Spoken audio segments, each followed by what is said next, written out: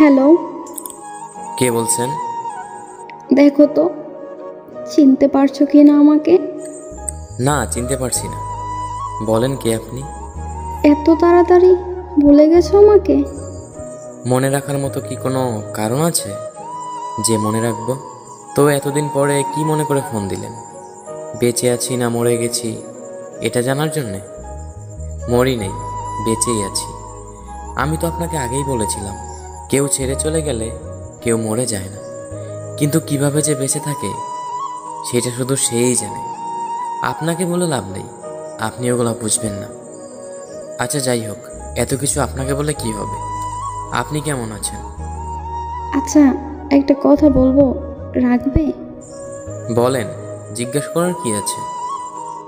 আমাকে কি তুমি করে বলা যায় না একবার? আমার কি অধিকার আছে আপনাকে তুমি করে বলবো? বললেন না তো, কেমন আছেন আপনি?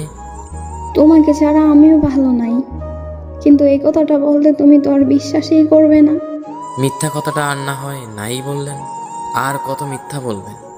তোমার মনে হয় আমি মিথ্যা বলছি? বাহ!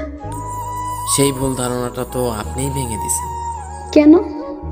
আমি আবার নতুন করে কি করলাম?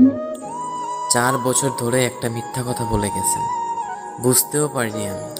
কতই না বলতেন ভালোবাসি ভালোবাসি, কিন্তু এটা যে মিথ্যা বুঝতেই পারিনি।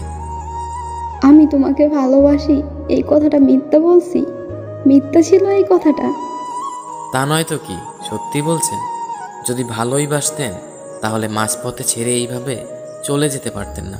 একবার হলেও ভাবতেন আপনি চলে গেলে আমার কি হবে, আমি কিভাবে থাকবো। কি হলো, চুপ করে আছেন কেন? কিছু বলেন। না, আর কি বলবো? বলার মতো কি আছে আমার? একটা কথা কি জানেন, আমি নিজের থেকেও বেশি আপনাকে বিশ্বাস করতাম। আমি সবসময় ভাবতাম আপনি কথা দিয়ে কথা রাখতে পারেন। যেদিন আপনি আমার হাতে হাত রেখে কথা দিয়েছিলেন, তারপর থেকে আমি ভাবতাম আপনি শুধু আমার। আচ্ছা যাই হোক, বাদ দেন এগুলা। কোথায় আছে সে? এই তো বন্ধুদের সাথে বাহিরে গিয়েছে।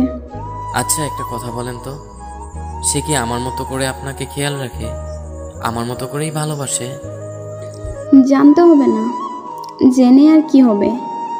আমি তো সবসময় অপরাধী ছিলাম। যখন তোমাকে ভালোবাসতাম তখন আমার ফ্যামিলি সবাই বলতো আমি নাকি তাদের কথা ভাবি না, তাদের কথা শুনি না। আর এখন যখন ফ্যামিলির কথা শুনে তোমাকে ছাড়তে হলো, এখন তুমি বলতেছো আমি বেঈমান, আমি অপরাধী, আমি খারাপ। কিন্তু আমি খারাপ আছি না ভালো আছি সেটা কেউ কোনোদিন জানতে চাইলো না। তোমরা সবসময় নিজেরা নিজেদের বিষয়গুলোই ভাবো। এখন আমাকে এসব কথা বলে লাভ নেই, আমি জেনেই বা কি করব?